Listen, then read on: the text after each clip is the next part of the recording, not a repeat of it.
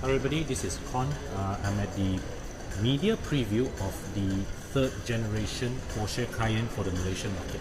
Now, the car that you see here is a left-hand drive unit just brought in for an early customer preview. The car is expected to launch in Malaysia in the third quarter of this year and will be offered with a choice of two variants. Okay, there's either the base V6 model with a 3-liter turbo engine producing 340 horsepower, or as you see here, we have the Cayenne S. Okay, this one has a newer 2.9-liter biturbo V6 engine producing 440 horsepower.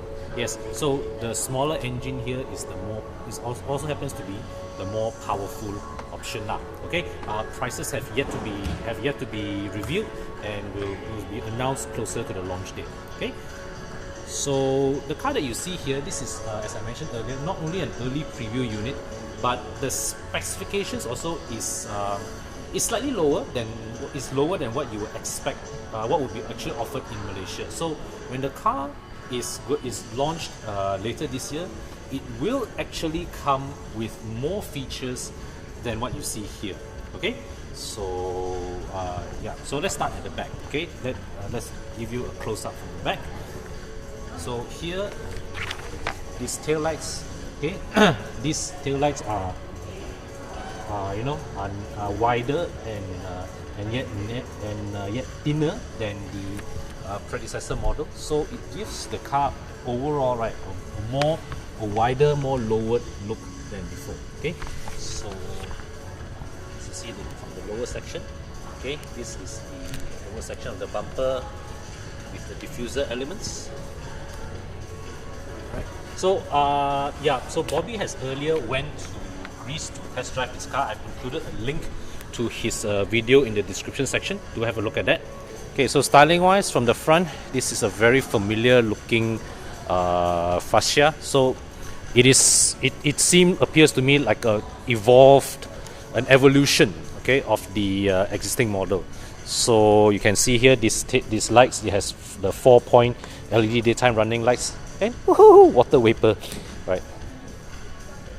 Okay, so it's still that familiar, very sports car inspired kind of look of the front end. Okay.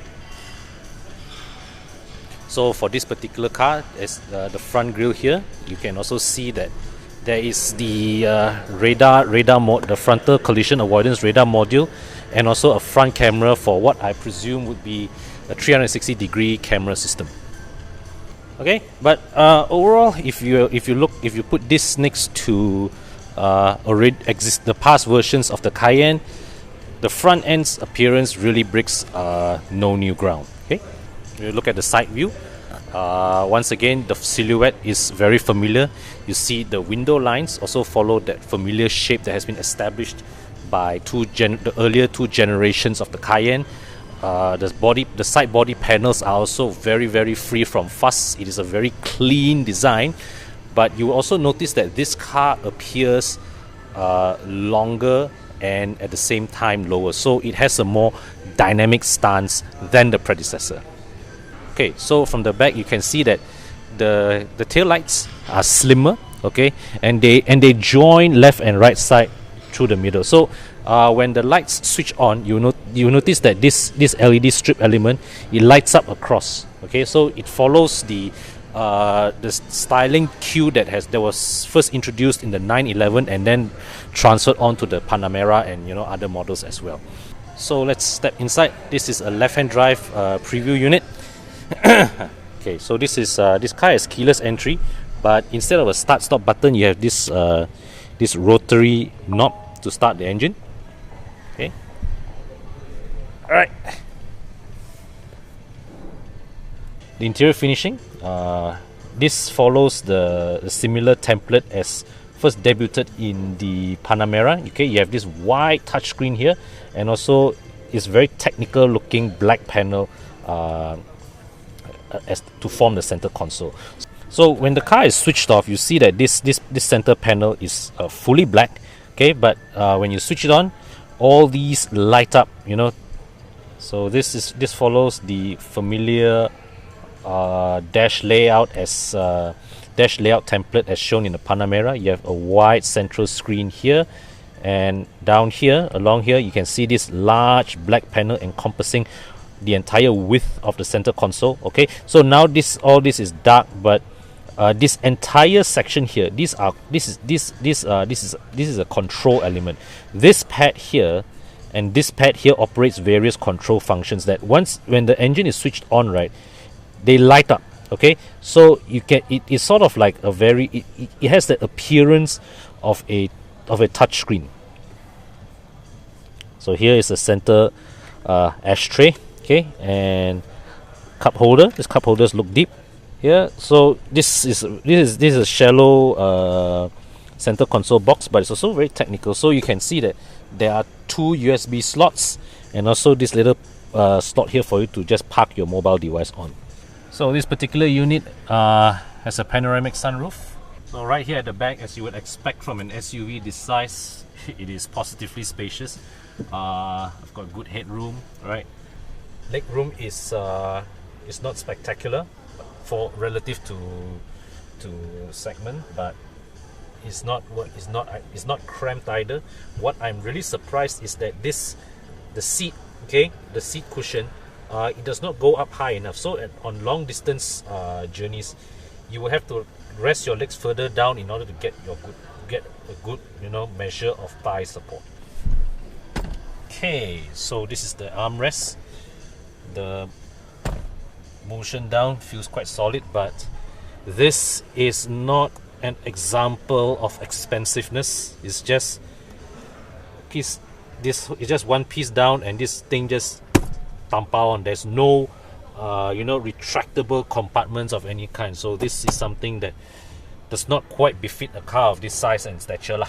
So here's the rear aircon control panel, and right at the bottom here are 2 USB ports. These are strictly for charging purposes. Okay, and down here is another ashtray. Okay, so I just realized one more thing. These seats adjust forward and backward. Okay, now just now where I was sitting, this is as far back as it goes, but I would imagine that you can stretch this seat forward, okay, to free up more cargo space at the back if you need it. So with the seats arranged in this position, okay, let us see what is the difference in available cargo room at the back. Okay, so yep, electric powered tailgate opening. Well, this is a decently large boot. Okay, apparently this boot has 100 liters of space more than the predecessor. Okay, so from here you can see that because the left side of the seat is pushed forward, so you have got that much of extra space if you decide to extend the cargo room a little bit more. All right, so you can fold the seats down. Okay, and this one does not. Where's the seat not folding one? That's obviously not the seat folding. Oh, okay, right. So that button that I just pressed now actually released the tow hook. Okay, so now you see the tow hook here, right? Move the camera here. I press this button.